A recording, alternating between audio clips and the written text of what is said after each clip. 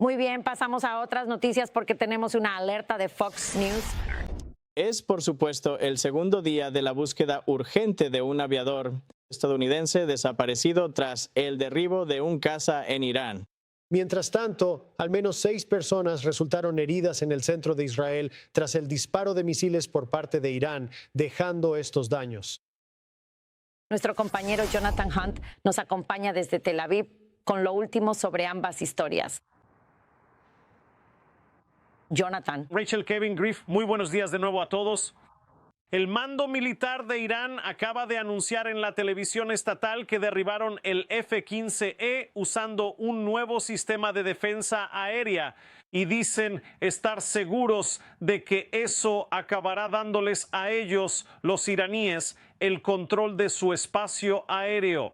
Eso sería, por supuesto, un cambio monumental. Si llegara fuera a ocurrir, obviamente siempre hay algo de fanfarronería y engaño en los comentarios de la televisión estatal iraní sobre esto. Pero mientras tanto continúa la búsqueda del tripulante desaparecido de ese F-15E. Hemos visto en la televisión estatal iraní imágenes de algunos de los restos, imágenes del asiento eyectable que se cree que utilizó el piloto que fue rescatado con éxito. Pero el oficial de sistemas de armas que iba en el asiento trasero de ese F-15 sigue desaparecido en este momento. El F-15E cayó sobre el suroeste de Irán, una zona montañosa y remota. No es un área fácil en la que los equipos de búsqueda y rescate de Estados Unidos puedan operar. Fueron atacados con armas ligeras. Algunos de los helicópteros y aviones de ala fija que participaban en esa búsqueda. 2 de los helicópteros, según tenemos entendido, fueron alcanzados en un momento dado. Hubo tripulantes heridos, pero lograron llegar a salvo al vecino Irak. Y según tenemos entendido, esos tripulantes están siendo atendidos ahora. Mientras tanto, también hemos sabido que un A-10 Warthog de la Fuerza Aérea de Estados Unidos también cayó en el estrecho de Hormuz, según nos informan. El piloto fue recuperado con éxito. Y por último, volvemos a la acción que hemos visto hoy aquí en el centro de Israel. Han llegado un par de alertas de misiles. Una, la más reciente, estábamos en directo con ustedes al principio de la última hora.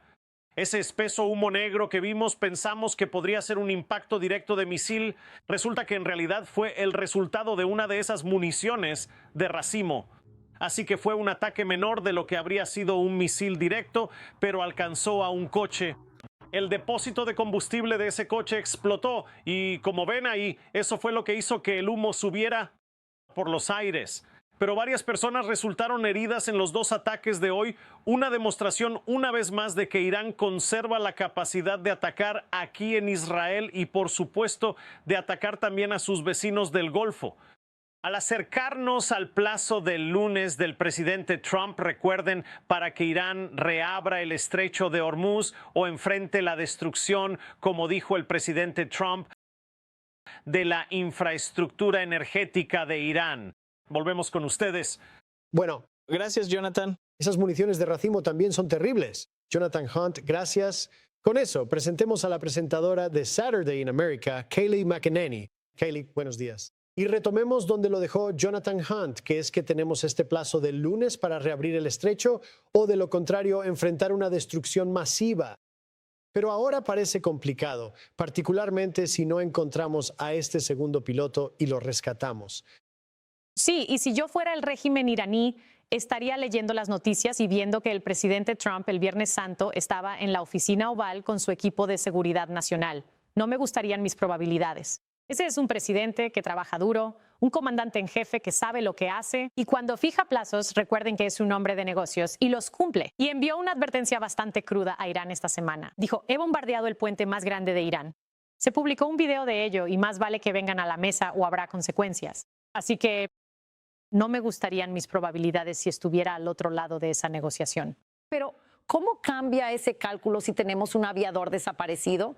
Podrías decir que los bombardearemos en 2 días cuando se cumpla el plazo, pero puede que tengamos a un hombre en el campo.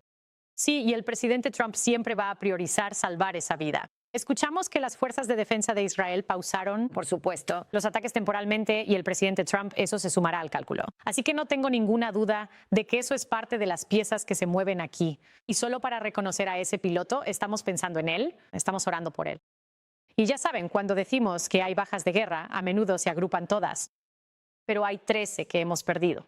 Tienen nombres, tienen familias. Alex Kleiner dejó atrás a 2 gemelos de 7 meses, un niño pequeño.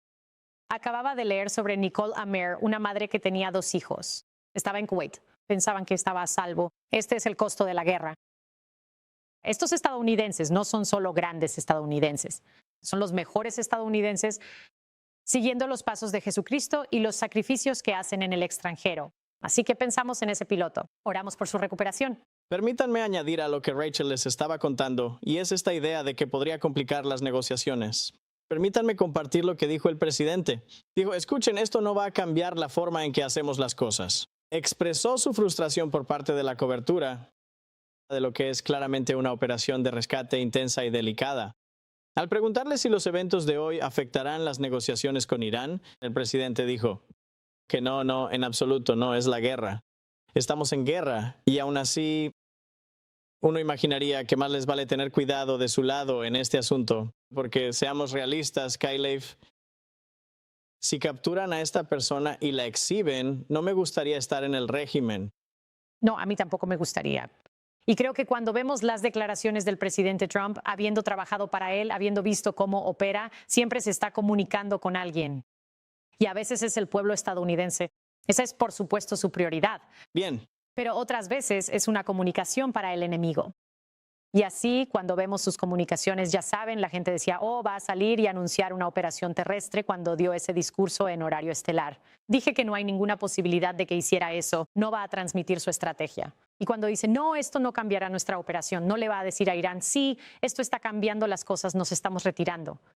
Está haciendo el cálculo interno tras bambalinas y lo que transmite es un mensaje específico para una persona específica. Una de las cosas que notamos sobre el presidente Trump, o una de las cosas que hemos notado sobre esta economía, él trajo de vuelta en 2016, ¿sí? Teníamos una economía terrible saliendo de Barack Obama y él nos dio la economía más increíble de todas nuestras vidas. Ya saben, máximos de 50 años en todo. Ya saben, clase de personas subió. La propiedad de vivienda subió. Todo estaba en auge. Luego ocurrió el COVID y luego tuvimos a Joe Biden. El presidente Trump, de nuevo, contra mucha gente que decía que no iba a funcionar, introdujo aranceles. Él ha recuperado mucha manufactura. Mejoró la situación del gas y el petróleo. Y vimos los precios de la gasolina bajar. Vimos que los empleos subieron. Y creo que cuando hemos estado hablando de ello toda la mañana estábamos al borde, en abril, si no fuera por la guerra, de ver un auge absoluto en esta economía.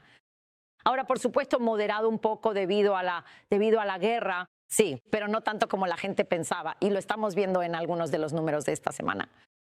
Que no es el auge que pensábamos, pero tampoco es el fracaso que se esperaría de una guerra que involucra tanto petróleo. Aquí hay algo de la encuesta de Gallup. Preguntaron a los estadounidenses si están preocupados por temas clave. Dijeron que la preocupación por la economía ha bajado 9 puntos. Las preocupaciones por el crimen y la violencia han caído 8 puntos. Inmigración ilegal, no es sorpresa. Él ha cerrado las fronteras. Él resolvió ese problema. Está fuera de discusión, bajó 6 puntos. ¿Qué opinas de la economía? El sentimiento en Estados Unidos durante esta guerra, pero también acercándose a las elecciones intermedias, no muy lejos. Sí, hubo un informe de empleos fantástico. Me dio mucha alegría ver CNN anoche. Tengo que admitir que el informe de empleos superó las expectativas. ¿Los precios de la gasolina están altos? Sí, lo están. ¿Están tan altos como con Biden? ¿$5 por galón? No. ¿Y qué obtuvimos de los precios de la gasolina de $5 por galón bajo Obama? Absolutamente nada. ¿Qué podríamos obtener de este bache temporal?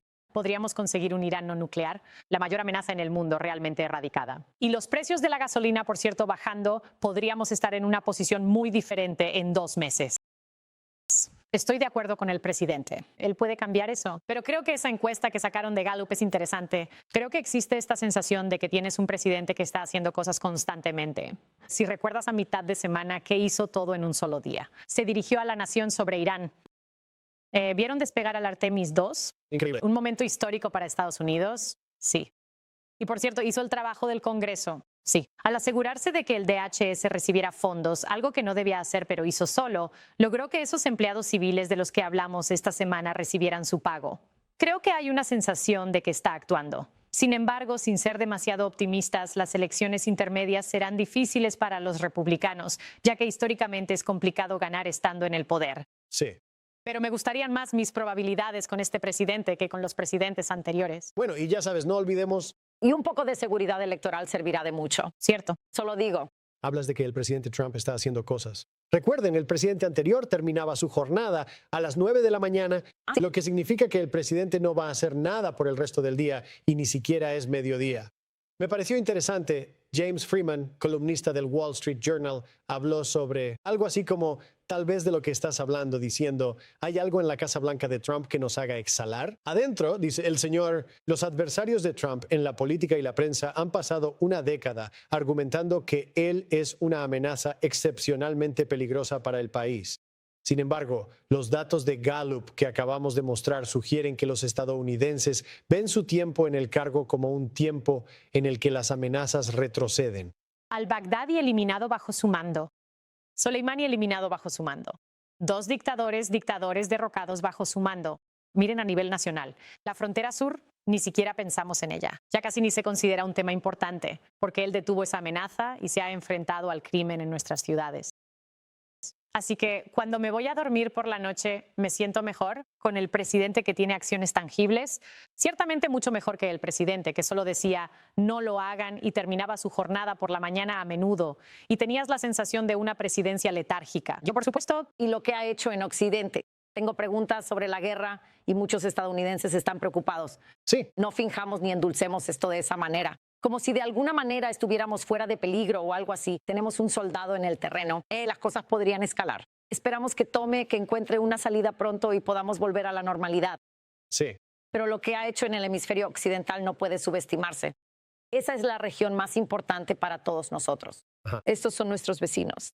Y él solo, uno por uno, está erradicando el comunismo, a los dictadores y las amenazas de muchos de estos regímenes que se habían infiltrado, los chinos, los iraníes en América Latina, y por eso no puede subestimarse. Hablamos antes en el sofá, Kailif. Uno de los problemas es que empiezas a resolver algunos de estos problemas, la frontera, el hemisferio occidental, los chinos en nuestro patio trasero. Es como si la gente dejara de hablar de ello. Y ahora, ya sabes, también puede ser un problema electoral de cara a las elecciones intermedias porque resolviste algunos de esos problemas. A esta hora continúa la búsqueda urgente de un tripulante de un F-15E desaparecido después de que un caza estadounidense cayera tras las líneas enemigas en Irán. Es el primer avión de guerra estadounidense derribado por Irán desde que comenzó la Operación Furia Épica hace solo 5 semanas. El corresponsal jefe, Jonathan Hunt, nos acompaña en directo desde Tel Aviv con lo último. Jonathan. Buenos días a todos. Hay literalmente una carrera contrarreloj para encontrar a ese tripulante del F-15E desaparecido. Estados Unidos está haciendo todo lo posible, por supuesto, para traerlo a casa sano y salvo. Pero el ejército iraní también lo busca, buscando lo que obviamente sería una enorme victoria propagandística. Si encuentran a ese tripulante, obviamente lo exhibirían en la televisión estatal iraní. Hablando de la televisión estatal iraní, se apresuraron a mostrar imágenes de los restos de ese F-15E y uno de los asientos eyectables con restos de un paracaídas hallado cerca de donde cayó. Eso fue en el suroeste de Irán, una zona bastante remota. Hemos visto imágenes de helicópteros de rescate volando en esa zona. En un momento dado, sabemos que algunos de esos helicópteros, los helicópteros estadounidenses, recibieron fuego enemigo. Algunos miembros de una de esas tripulaciones resultaron heridos, pero entendemos que los helicópteros aterrizaron sin problemas. Por otra parte, y casi al mismo tiempo, un A-10 Warthog estadounidense también fue derribado. Se estrelló al parecer cerca del estrecho de Hormuz. El piloto de ese A-10 Warthog ha sido recuperado con éxito. Mientras tanto, los ataques contra Irán continúan. Hoy mismo hemos tenido noticia de ataques cerca de la instalación nuclear de Bushehr en Irán. Ese es obviamente uno de los principales programas nucleares de Irán. No conocemos el objetivo preciso de los mismos. La televisión estatal iraní informa de que un guardia de seguridad ha muerto e Irán sigue contraatacando. Hace poco recibimos alertas de que un misil procedente de Irán se dirigía hacia el centro de Tel Aviv. Resultó ser una de esas municiones de racimo y hubo al menos un impacto en la zona de Tel Aviv. Tenemos entendido que hay algunos heridos. Estamos trabajando para obtener más detalles al respecto. Vuelvo con ustedes. Muy bien, Jonathan Hunt, en directo desde Tel Aviv. Jonathan, muchas gracias. Volveremos a conectar contigo un poco más tarde. Ahora mostremos a nuestros espectadores de qué habla Jonathan y dónde cayó el F-15E. Se cree que cayó en la provincia de Juzestán, lo ven aquí en rojo. Y el F-15E, por cierto, es el caballo de batalla de la Fuerza Aérea. Pueden realizar misiones aire-aire y aire-tierra. Pueden volar bajo. Pueden luchar en múltiples condiciones. Y esta es el área donde creen que cayó, pero pueden ver en verde la cordillera de Zagros. Esa es la dificultad de la que Jonathan hablaba.